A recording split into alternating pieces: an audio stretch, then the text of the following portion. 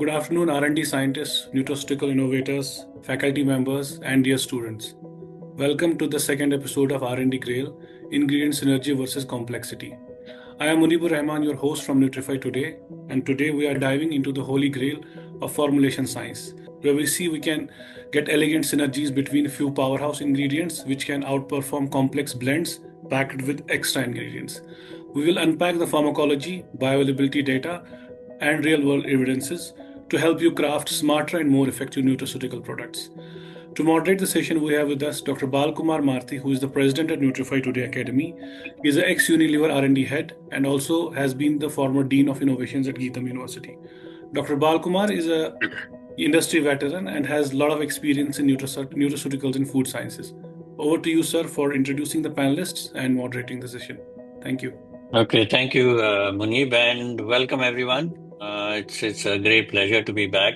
I wish you a belated New Year because this is our first grill in the New Year, and I hope there is as much synergy in your life as we will be discussing today. And I wish you a very productive New Year. I'm really pleased to be here today and with our experts. As you know, this is R&D Grail number 3. And we are continuing the discussion on formulation and formulation science in a slightly different way. We started off with the tango, which is essentially two ingredients that work well together and that are of equal importance, if you will, in a formulation. Then we moved on to a little bit more of a sensory symphony, where we talked about food sensory science and how sensorials are affected by how you formulate and what are the kinds of cues that consumers are looking for. And we left with a question saying, can we actually cue nutritional or functional health and wellness benefits? So that's an interesting question that is still out in the air. The third one, from a symphony, we move to a complete orchestra here, because now we are talking about the formulation itself. Having established what is needed out from the formulation, having established what a food formulation has to do, today we look at what exactly is in the formulation, how complex is the formulation, is it too complex? The answer probably is yes in most cases, and also how can we look at in the specific instance of functional foods for health and well-being, how can we look at the synergies between ingredients that give a sustained, demonstrable benefit that can help consumers? And of course, the whole sensory bit about the flavor, taste, organoleptics, and liking of the consumer. How can we still maintain those in the formulation? To help us through this discussion, we initially had three very eminent personalities, but unfortunately, Dr. Babu from Himalaya cannot make it. He is caught up in some urgent business work. But I'm really very happy to welcome our two panelists here, Dr. Rachna Boite. She is the head of nutrition science and clinical research at Dr. Reddy's. I'm sorry, age is catching up and I forget important details. And as head of nutrition science and clinical research, you're also having worked in food and consumer goods companies like PepsiCo. She brings a lot of insight and knowledge into how nutrition can be delivered through food, and how, of course, in terms of clinical research, we look at how claims can also be generated. So I'm very pleased to welcome Dr. Rachna. Along with her, again, a warm welcome to Kanchan Jaiswal, who's the head of nutrition science and again clinical affairs at Mindkind Pharma. And as head of nutrition science, she also brings a lot of insights into what makes a successful nutritional product.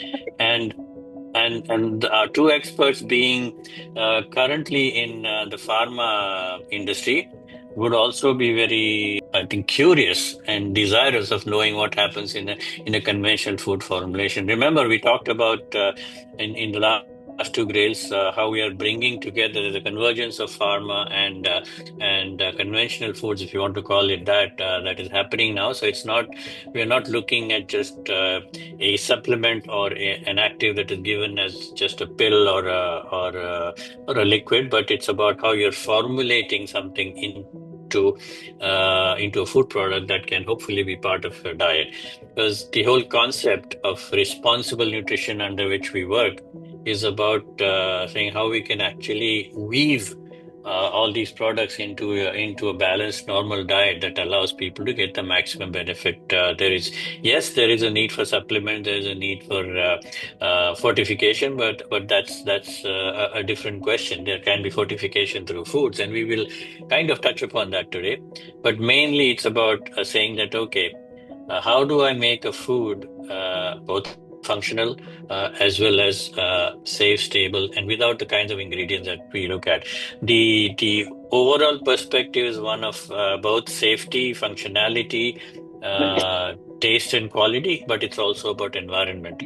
The more complex a food becomes, the more environmental issues that can arise. So, with that slightly longish introduction, let me begin. So let's start at the basics, and I'll start with Dr. Rachna because on my screen she is the first one I can see here. So the question is why? I mean, why does this matter? Why is complexity there, first of all? Synergy we can understand, but what I would like you to start with is maybe a definition of complexity and how complexity and synergy either work together or work against each other. So I'll let you start with that. Sure. Thank you so for the introduction. So I bring here the experience of GSK PepsiCo, which was more from a consumer angle.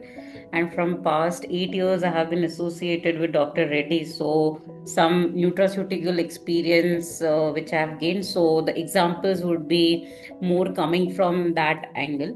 So, sir, as you rightly asked, I mean, synergy and complexity works hand in hand. So when we talk about synergy, nutrient synergy in nutrition formulation basically is a concept where combining two or more bioactive agents produces enhanced physiological or pharmacological outcomes that surpasses the sum of their individual effect. Now, if we look at from the pharma angle or pharmacology, we talk the synergy in various forms like ADME, like where drug absorption, nutraceutical absorption, distribution, metabolism, or elimination is worked, and how we bring about the synergy becomes very important over there. When we talk about complexity, what happens is just to deliver the list of nutrients, because consumers don't understand, just to increase the number of nutrients, 23 vital nutrients or 33 vital nutrients, we tend to put the nutrients in a capsule or a tablet.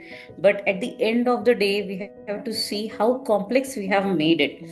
Will it fit the capsule size? Is it really required? Will it be counterproductive? Is calcium and iron presence will be inhibiting each other? Are there enough papers to show that within RDA limit they don't compete for the absorption in the body? So that has to be taken into care when we talk about the complexity in any of the formulation. If I talk about the synergy when we design the product, for example, if you are giving EPA, DHA, right? Everybody is Mhm. giving, but we know that from a science perspective, for EPA and DHA to be absorbed in your cell, require a bilayer which phospholipids usually form and not the triglyceride. So if you give phospholipid along with omega 3 or EPA DHA, it helps in the absorption of the body or the cell of EPA DHA. And in that case, you can reduce the level of EPA DHA, right? You don't have to give enormous amount, but you can say that we have designed the product in such a way that we have a carrier. Otherwise, how much you give, it will not be absorbed in the body. So that's the synergy and the complexity which I think should be taken into consideration. Okay, thank you. Yeah, that is important. So some degree of complexity is indeed necessary, and I guess synergy can be obtained not just by mixing two ingredients together, but also putting in other additives like phospholipids, lipids in the case of EPA, DHA. Yeah, so if we Right? want to, Yeah. focus on different pathways also, because one single pathway may not impact a disease. You may need a multiple pathway. Like suppose you need, you're giving myoinositol and dichloroinositol, but you may need ALA to control the insulin resistance, because Hmm. without that, PCOS cannot be controlled. So in that way, we can reduce complexity by not adding other things, but we will have to target the dual method of action, and there this is required. So while designing, we will have to keep that in mind. Okay. Thank you. Kanchan, the question to you that follows from there is one is a broader question. I think that's something we struggle, all of us, is that talk about delivering those benefits through foods. How much is enough or how much is too much? Because there are drugs on one side, and then there is the diet related delivery of these things. So where do we stop in terms of diet? Because that will come later on also when we talk about regulatory issues that are linked to functional products. And the other question is, yeah, we Yeah. need complexity, but how much complexity is too much? Is Okay. Are we currently too complex in many of our formulations, and what are the consumers thinking about that kind of complexity? So, over to you. Yeah. Okay. So, hi everyone. With my experience, in nutrition science of past 14 years, I have been dealing into a lot of R&D and product development across companies, be it GSK, Nestle, where at Mankind, where I'm looking more from a nutraceuticals, more into clinical nutrition and medical nutrition products. So, to answer your first question, sir, where is the limit and how can food actually help along with drug? So of course we all know about drug nutrient interaction, and we have been dealing with this on and off. So there are certain nutrients which are known to enhance your drug activity. When I say intake of chromium, magnesium, these kind of nutrients will improve your insulin sensitivity. And in those cases, of course, when a patient is diabetic or a consumer who is dealing with diabetic issues will of course benefit. So yes, to an extent, diet will help, and it will enhance your drug deliveries and drug mechanisms in the body. But also on the other hand, we'll have to be very cognizant, which even Dr. Rachna had pointed out, that when we choose these kind of nutrients, we see that they are synergic in their effect, and they are not combined with any such nutrient which would act like an antagonism to each other. So for example, if we take magnesium, we do not take any other nutrient which can act as an antagonist or interfere into the biochemical or the absorption pathway for that particular nutrient. Coming up to the next thing, how much is complex? I'll pick up from where Dr. Rachna had actually left this conversation, that we should be very mindful on picking up of nutrients and then combining them into a particular dosage. We come across all these kind of claims: 32 vital nutrients, 30 vital nutrients, and 28 vital nutrients, and whatnot. If someone actually has to take an iron tablet or an iron capsule just to mitigate the iron deficiency which one is actually dealing with, will actually require a therapeutic dose of iron to be consumed. What we are doing currently is we are trying to give iron, we are trying to give vitamin B12, we are trying to give niacin, and we are trying to give all of this at a particular RDA dosage, which is just within that limit of maintenance. So additionally, what is happening is, of course, you're giving the maintenance dosage by combining all of them together, but then you're not able to target the real problem. So complexity becomes a danger when you have too many nutrients together and they try to interact or inhibit activities within the body, because there's also a physiological setup or a biological condition in which a body works. So for example, I'll give you a very classic example of iron and zinc. So what happens is when you consume iron and zinc together, they both require the same transporter or the same same absorption mechanism to be absorbed in the body, and you have equal amount of prevailing iron and zinc in the body, and hence they counter each other, and then you don't get a benefit of either of them. Rather, it's beautiful to have, or it's wise to like consume iron, or to just have iron tablets as alone or zinc tablets as alone to mitigate that deficiency. So hence, as a formulist or as a nutrition science specialist, we should always keep in mind that when we are designing such products, we should know that what is the product going to actually deliver, what is my real target, and what is the consumer actually going to benefit out of it. Is the consumer actually going to benefit from all the 30 nutrients? The answer would actually be no. The consumer would benefit only from one or two nutrients, which would be required in that in that therapeutic dosage, or might be in that particular therapy area. So that's where we should focus on as nutrition formulators or scientists, and think about the benefits the consumer would at the end receive from such kind of products. Okay, great. Yeah, that makes eminent sense. You need to pick and choose is what your message is.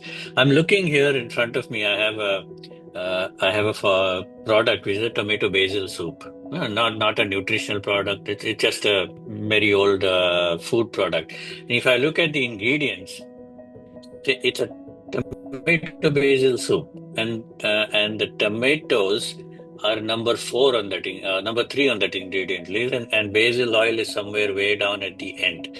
Okay, I can understand it's a flavor based thing, but if you see the ingredients, there's water, there's soy base, there's cane sugar. Sea salt, onion puree, fine, high oleic sunflower acid, citrate, garlic puree. I mean, a lot of things. Why is it like that? Why have traditional products been formulated like this? It's so much, and sugar is such a big component of it. Some of these I can understand. Rice flour, you need that kind of viscosity in there so that you get the right consistency of the soup. But this is to both of you. Why has traditionally, historically, why have processed foods become so complex? I will take this question and then Kanchan can follow. So, the thing is, see how we design the product over in India. There is a discussion between, like, right now you said that tomato is just for flavor, right? In most of the product, it happens so they just put the photo in front of the pack, but that's more of a flavoring and all. And tomato maybe 3% or 4%. While if you go out of India, it's reverse. The tomato or the ingredient would be second or first. That also depends on the spending capacity of the consumer also, right? Over here, if you launch a soup at 80 rupees, a consumer will not pick up. You want something which a consumer will pick up at 10 rupees. Then as a formulator, we have limited option and we go according to that. And that brings us to a topic where, we usually discuss, like, what is the right ingredient. So when we talk about what is the right ingredient, suppose I'm talking about probiotic over here.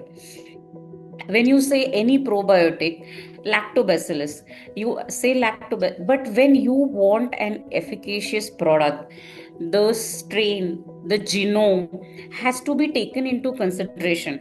Like lactobacillus, what is the strain? Do we have the whole genome sequence which is required for any of the probiotic to go inside the product? Because if you don't have the whole genome sequence, even if it is a dead bacteria, it's a spore, it may have a DNA which, when goes inside your body, can activate the antibiotic resistance, right? Their DNA can do anything. So you need to know the whole genome sequence. What is the probability of it multiplying? Do they have anything which will be dangerous? What is the strain? Do we have the clinical on the strain per se? Because every lactobacillus is not same. The lactobacillus strains which work have been clinically tested. So all those details have to be kept in mind as an ingredient, a probiotic which is going inside, to see that the product which we deliver is of right quality. And again, now when you do so much like genome sequencing, everything, I agree that the cost may go up a little bit. And that's what pharmaceutical companies do. I mean, they go into the depth and deliver something which they are claiming to. Cost may go up by high, but they will deliver to what they claim for. Otherwise, if you just go for lactobacillus, your cord also gives you lactobacillus, right? But when Mhm. you have to tackle diarrhea, you take specific strain which will help in controlling diarrhea. So, use of ingredients also play a very important role over here when you design any of the product. Okay. All right. Yeah. Thank you. Kanchan, your thoughts? Yeah, I'll add on few points. Dr. Rachna rightly mentioned about the cost and affordability, because in India it's very consumer centric and the affordability ranges are quite low as compared to developed countries.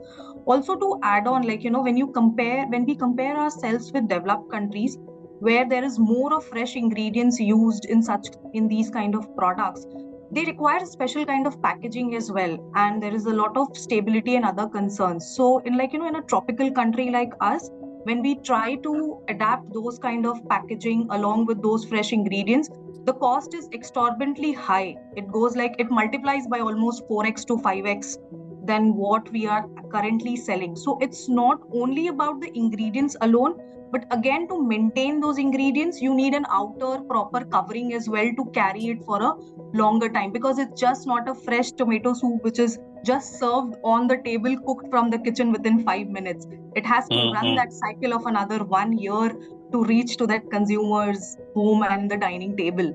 So hence, it becomes very difficult as a formulator. But then nevertheless, when formulators are given options to choose such ingredients, there is always a rational and balance. So just to give you a quick example, you just mentioned that there's a lot of sugar on this product. So a formulator would always choose an ingredient which would be which will bring in some benefits or have some traditional belief or connect in the society. So it could have been very easy to put a maltodextrin, which is synthesized or manufactured in a laboratory. But vis-a-vis, it's wise to choose sugar, which is well known, where the Indian body knows how to metabolize it, and then not bombard the body with a complex ingredient, which would, of course, from a formulation standpoint, bring in the same benefit into the product. But when I see from a biological perspective, when a consumer is consuming, a sugar will always have a lower GI compared to a maltodextrin, will be easily absorbable and will not bring in complexities into the human body, because that's how the DNA of an Indian is designed. So that is also a call which formulators like us do take at the table when cost and other things and claims are to be maintained. So I just wanted Yeah, to highlight on this as well. but surely when you make a similar soup at home, you don't put sugar in it. So what function does, and you see that every savory product So has sugar in No, it. So it why? depends. it It also depends. At home Depends. also you may add a tinge of of sugar. sugar, So I yes. am born and brought up in Gujarat. If we make any tomato soup, yes. At home also we add a teaspoon of sugar and salt. To we know we anyways Indians are eating in excess, and it depends, right? I mean, that's the sensory studies which companies do in detail when they Yeah. launch any product. So they might be having 3 4 variants of that soup. The one which works best with the consumer has been launched. So that means that that sugar which was added in the soup was liked by the maximum consumer, and that's why it has been launched. And also from the formulation end, Dr. Balkumar, I would like to highlight is, sugar and salt, they act as a very good preservative as well. So, Mm. it also adds on to the shelf life of these kind of products. And as Dr. Rachna rightly mentioned, that yes, to meet that tanginess of tomato, you generally tend to add sugar. And it's not only about Gujarat, Dr. Rachna. I have seen people like even Everywhere. in Yeah. North adding sugar, because the tanginess of tomato is not easily acceptable by everyone. So you need that sweet and sour balance. So, which of course she rightly mentioned, that palatability test is passed on, But from a formulation standpoint, you also see these ingredients acting as a very good natural preservatives also for your product. So that also And there's adds a on to the science shelf life. behind Yeah, that development, if I see. So you generally add maltodextrin to give thickness and all to the yes, soups, right? yes, But yes. at the same time, maltodextrin has a property of absorbing the moisture. Yeah, And because of that, the shelf life goes low. down. Now, addition of sugar, what does? Sugar absorbs that moisture which maltodextrin would have, and therefore, as the Kanchan told, that it increases the shelf life of the product along with the sensory.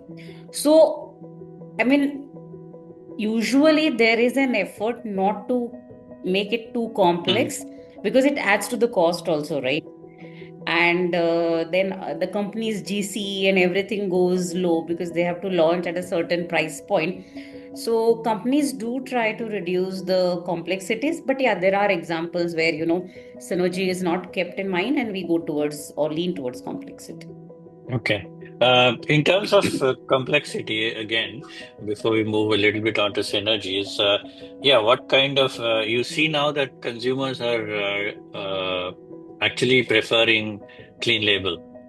The less ingredient there are, the better. So, especially things like even if they're approved ingredients through regulatory means, once the numbers or whatever, that trend is growing very, very strong. And over the last 20 years or so, a lot of formulations have been quote unquote cleaned up. Yeah. Can you, is there been a significant impact not only on quality and taste and flavor, but also on environmental issues? Because the more ingredient, like you said, the more complex the supply chain. And the more complex the supply chain, that means you're adding to your environmental footprint. Have there been studies where say that okay, you reduce the complexity, you're actually improving a lot of the other ancillary benefits that drives a company's reputation and growth? Yeah, There is, because if I give you one example, talk about spirulina, right? Spirulina is a powerhouse of nutrients. Now, suppose if you don't want to make a product complex by adding too many synthetic nutrients, minerals, or amino acids, we can see to it that if we add spirulina in it, spirulina gives you a direct amount of vitamins, minerals, and amino acids which are required. So by just addition of this one ingredient, it solves a lot of your purposes. In the similar way, there are many examples where we can reduce the complexity and make it a clean label kind of product. so basically, of course, there is a sustainability benefit. So I'll give you an example. For example, if you create a protein, if you create a protein product, and if, for example, if you're just using whey protein isolate, and if the world is typically moving to that, if manufacturers of protein will only use protein in the product and nothing else, they'll not fortify it with vitamins, minerals, or might be any other nutraceutical ingredient. So what happens automatically and globally, the demand for nutraceuticals will be very limited only to tablets, capsules, or other formats. The moment the demand for these ingredients or raw materials are increasing globally, what is happening is you have a lot of companies and factories producing these kind of raw materials and then adding on to that digital footprint. So a classic example, I'll give, we were working on some X project in Nestle where we tried to remove one of the ingredients, and we could see X million tons of water being saved because of that. And we could beautifully claim that, even in our visual aids, or might be in our communications to the consumers. So that's the kind of benefits also it brings in, both ways, to the consumer, to the environment, and also in the product, it enhances the product benefit or even the positioning as well. So of course, yes, Dr. Balkumar, it does bring in that sustainability effect, because if the demand is less, then the supply chain will be controlled. You don't have to produce X million tons of that particular ingredient, and automatically that processing gets down. And the processing is getting down, it will benefit the entire sustainability cycle. Right. So how do you bring processing down and level of ingredients down to give you this what we call a scratch quality benefits, which means that it's almost as close to the natural, say, plant product in this case, as it can be through processing. So see, actually, there are many techniques. So there has been a lot of global R&D going on, processing wheat, processing sugar, and processing milk. And milk is a classic example where and that's where whey was invented, because this entire thing was getting waste at a particular some few decades ago, and then we identified this as a potential ingredient. So I see this as a very potential example where we were using milk to create lactose, or milk to create skim milk powder or cheese and other things, and ultimately throwing out all the whey liquid. And then ultimately someone found out that hook that whey is actually the protein which is required, and that entire liquid was processed into all the isolates, hydrolysates, and concentrates that we are using. So as a company, for example, I can quote from my past examples. If we pick up an ingredient such as milk, and if we are if we are producing various varieties of ingredients from milk alone can give you a source of thousands of products together. Like it can give you the cheese and the paneer part, it can give you the whey part altogether, it can give you the fat altogether. Hence reducing and seeing how a single ingredient can give you multiple outputs, and it can be used in various end products altogether. Also, another example is when you enhance the acceptability of any particular ingredient. When we talk about wheat or any such other grains which will not be as sweet when you consume it raw, but it's on the technology that how you process it and reduce the wastage and still enhance the sweetness, because wheat has certain intrinsic sugar into it. So Right. there has been there's now technology come up where we can intrinsically, by bioenzymatic reactions, increase the sugar content within the wheat flour that is being used in a particular product, hence reducing the requirement of sugar to be added externally to that product, and indirectly then reducing that digital footprint and the carbon wastage that we are talking about. So that's the kind of process development that we should actually aim at. I know as a country there's a lot of cost and other implications that we are bound to, but these technologies have already come up in developed countries, and I'm sure with so much of nutraceuticals and food and health and wellness being talked in India, it will soon be picked up and commercialized here as well, which would benefit us and which would actually give us benefits in choosing lesser ingredients in one or two products. Correct. Okay, thank you.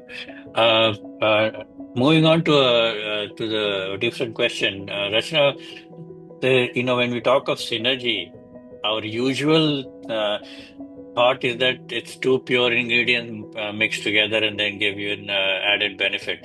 But there's also a body of literature and thought which says that you don't really need high purity ingredients all the time. You could probably achieve better synergies when you have maybe low purity, less refined, if you want to call it that, extracts. Do you agree with that?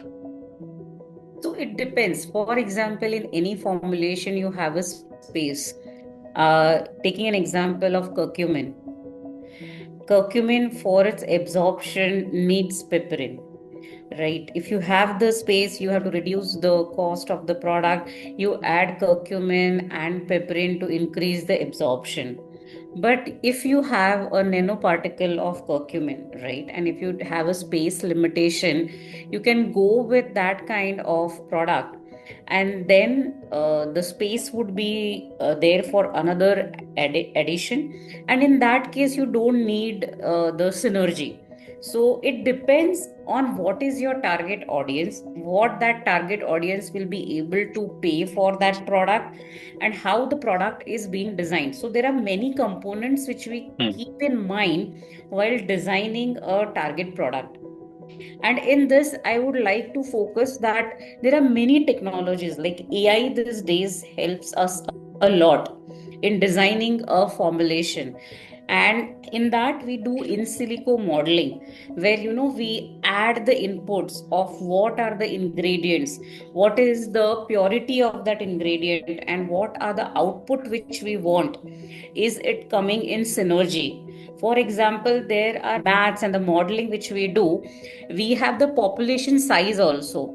So over here our GTM is through doctors, and when we go to the doctor's chamber, doctor always asks for clinicals, because evidence is foremost for any of the product which we make, and all our products are clinically proven.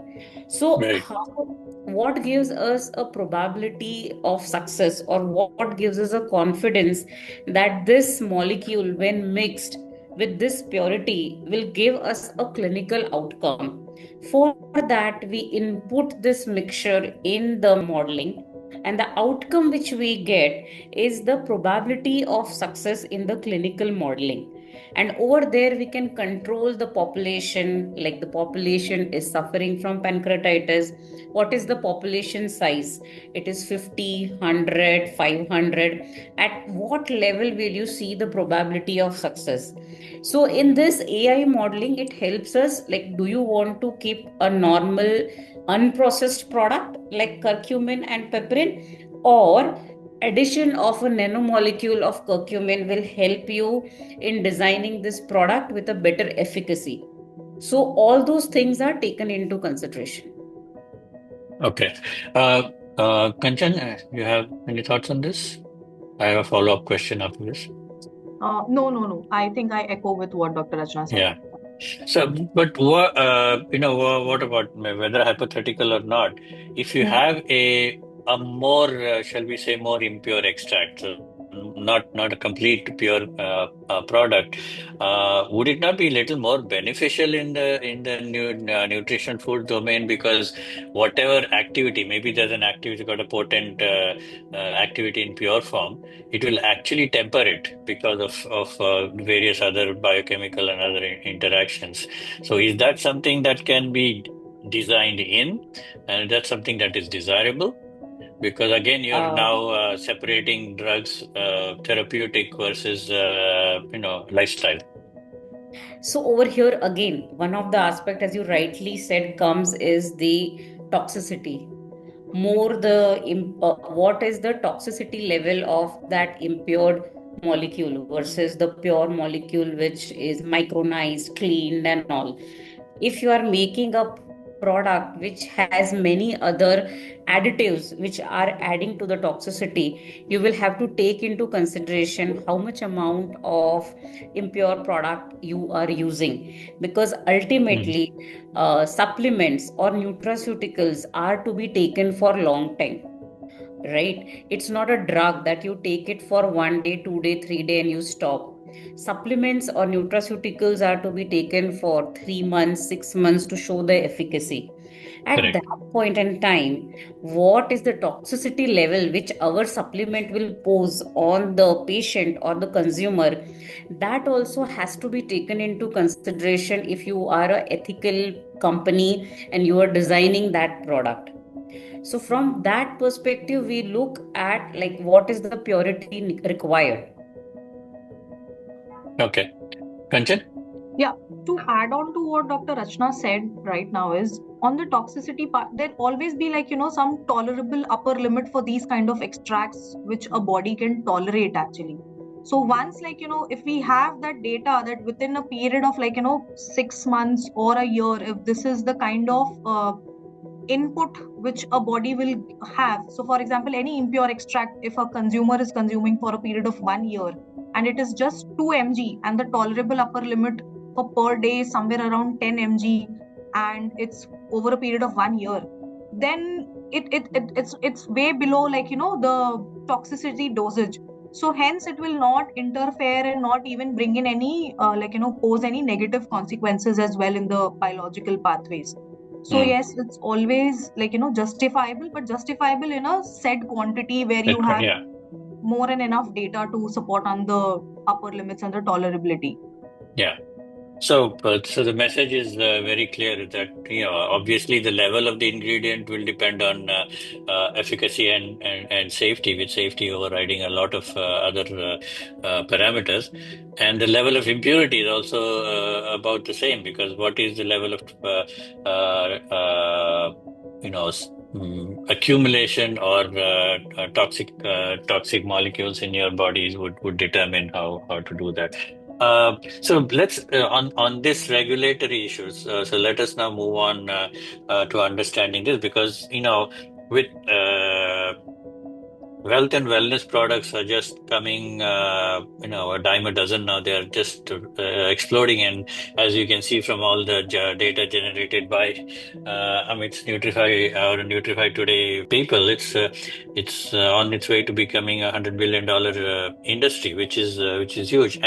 But what you can see now also is that there are niche players in the market, not really well established big companies going whole hog into that, but there are a significant number of smaller players, MSMEs, SMEs, and also now startups which are getting in. So in terms of regulations, when you talk about this covers formulation design, it covers process, it covers everything. Where are we? Far behind? Do we need to move? Do we need to move the dial a lot quicker? What are your thoughts on that? I think I'll take this if you don't Go mind, ahead. Dr. Rashmi. Yeah. I think we need to move faster, because what's Mhm. happening, with these smaller MSMEs and small startups which are coming up, there are certain products which is just developed basis one research paper or two research paper. What happens is, for example, if I talk about Garcinia cambogia for that matter, when it came up with a boom that it's the best, fat cutter, fat metabolism is highest, the visceral fat reduces, and all of that. But to see the toxicity and the side effects of any extract or any ingredient, it takes a couple of years, because that's when that ingredient is studied more thoroughly, and then you come to know what are the toxic effects. And over a decade, there has been over a decade of launch of these Garcinia cambogia, there have been many papers saying that this is the most harmful ingredient in terms of liver disorders. It interplays with your liver biological methodologies and other aspects. So hence, for us, for a country like us, where we have so many startups in place and where ingredients are picked up on just one or two clinical evidence, the regulation really has to get little robust. We, as as a country, the regulators have to pick up the science a little fast and then evaluate, because when an ingredient is included into any regulation, there's a lot of studies, there's a lot of scientific evidence, there's even grading, consensus reports, and many other parameters which are taken into account before putting that ingredient into a schedule which can be used widely by any food company.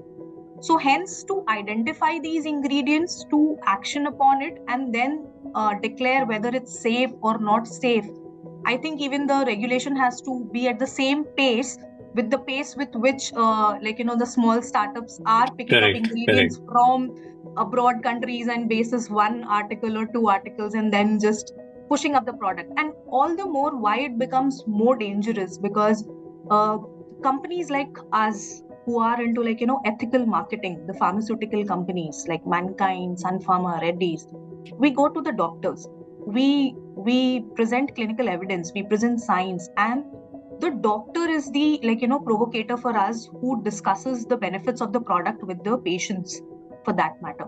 But for these companies, they put it outright on any e-com sites or quick commerce sites, and then it becomes all the more dangerous, because the consumer clearly believes on the claim which is put on the Amazon A+ content and B+ content, and that luring effect happens, and there is a lot of word of mouth publicity, and the product just goes on a boom of 100 crore or 200 crore without knowing and understanding that what is the side effect that's happening at the back end, at the consumer side.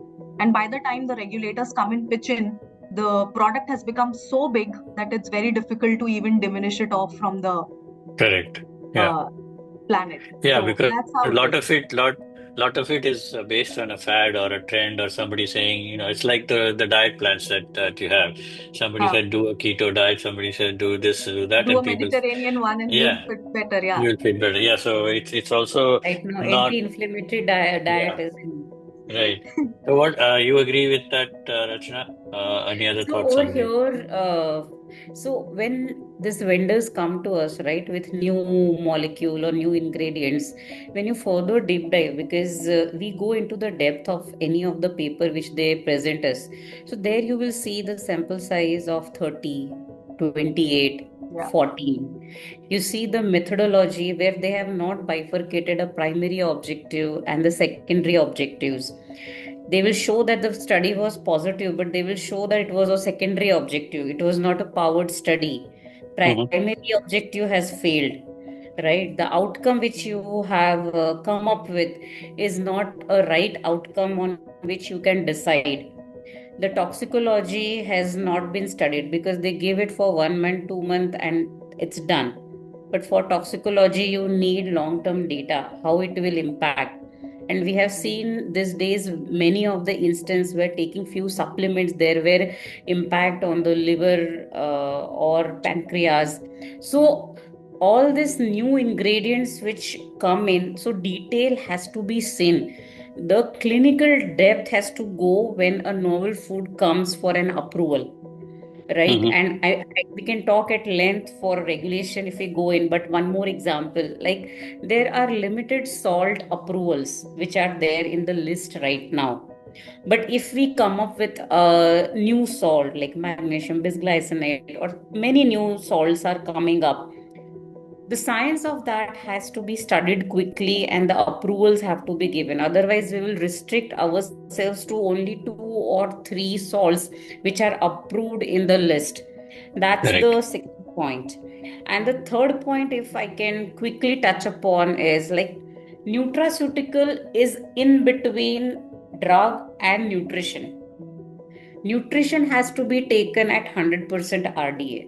But when Mhm. you are developing a nutraceutical, which will help in some of the element like liver disease, PCOS, or something like that, you may need to exceed the RDAs in certain ways. So Mhm. there should be a leeway, or we can discuss with the scientific panel that this is the requirement, and therefore we need a approval.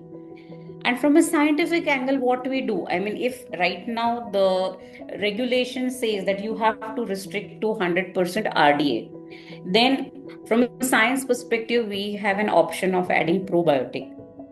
What probiotic does is basically increase the absorption of minerals and vitamins in the body by producing the short chain fatty acids and making the pH for the absorption.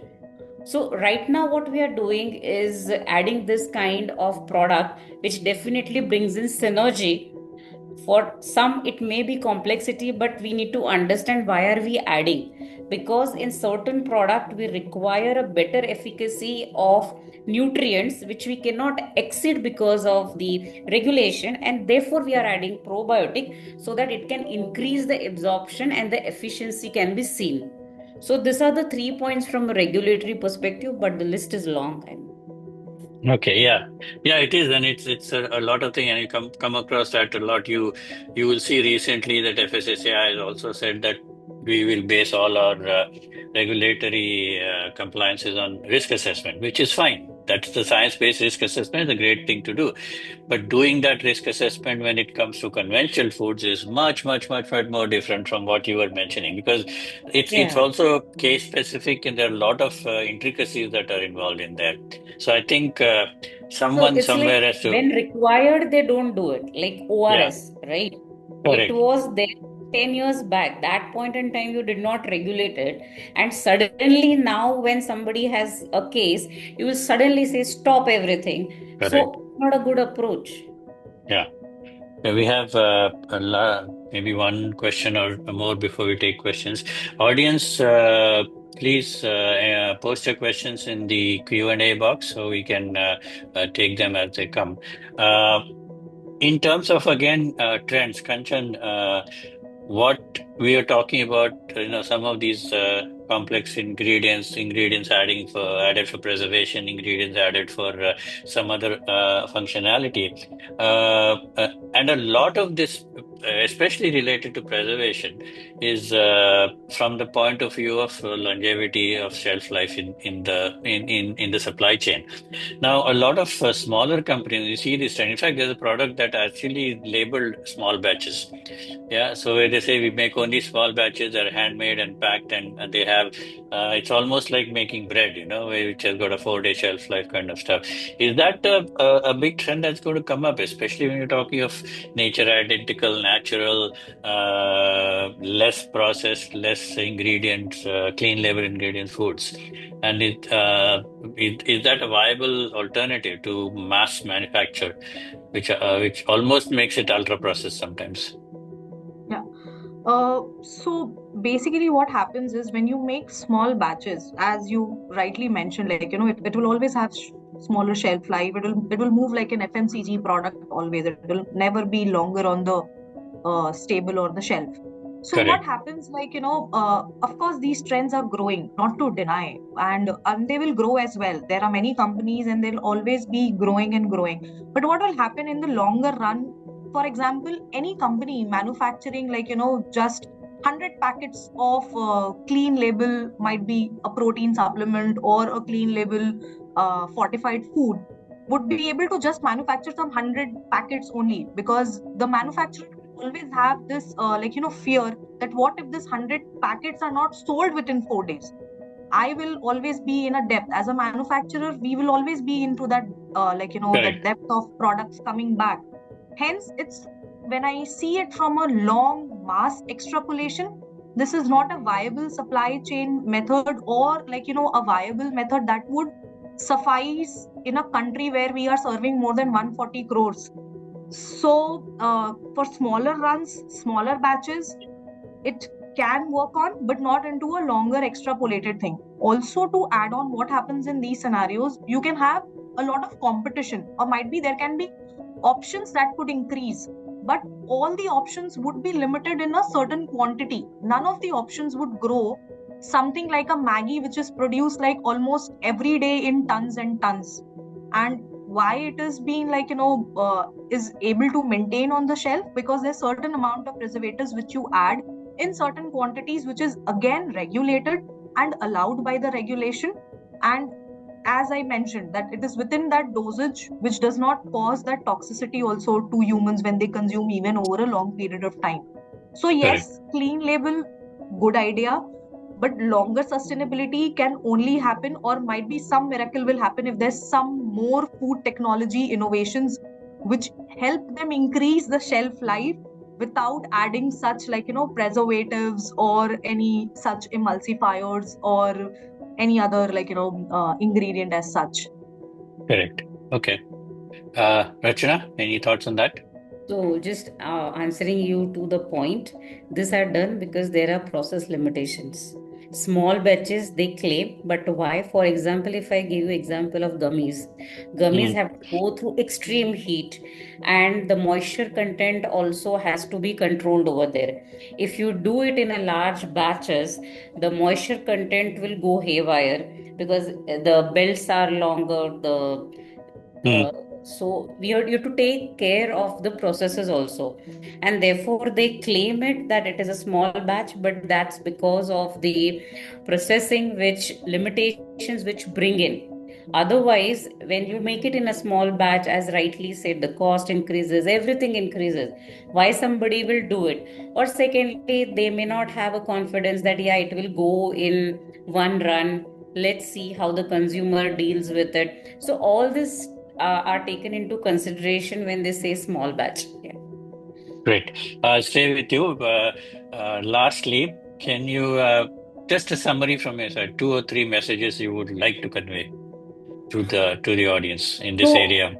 yeah, so being in this field for last 20-22 years, there are too many things to be taken into consideration while you develop a product. It's not that easy that you select couple of nutrients, because as we discussed in this 1 hour, I mean, we could touch base on, the stability, the toxicity, the synergy, the complexity, the regulations. Efficacy is a very important point. Clinically, will we be able to show it? So, all these things have to be taken into consideration if you want to develop a ethical product. And from a Dr. Reddy's perspective, our endeavor always is to make that kind of product. For drugs, for example, if we fall ill, we don't go to generic, we go to something which has been made by, Novartis or GSK or Dr. Yeah. Reddy's, because they are known companies, they are known for their processes.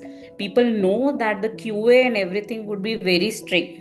In the similar way, for nutraceuticals also, we have to be ethical, we need to be genuine and look into all these aspects while we are designing the product. So I would summarize that. Great. That's very useful. Kanchan, your summary. Yeah.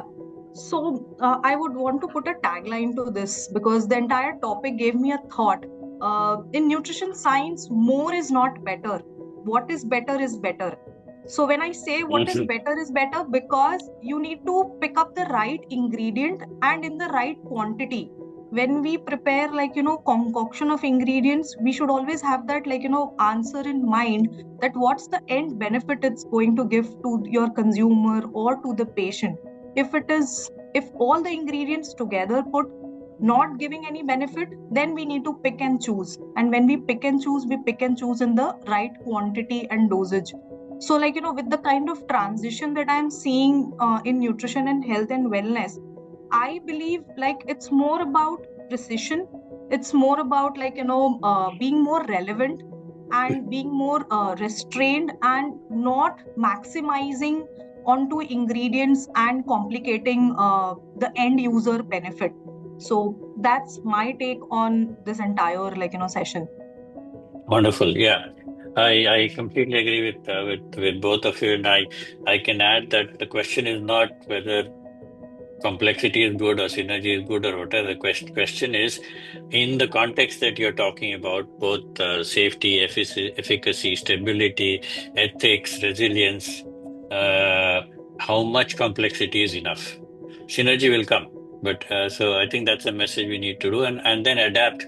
So it's almost like taking food technology in a slightly different direction.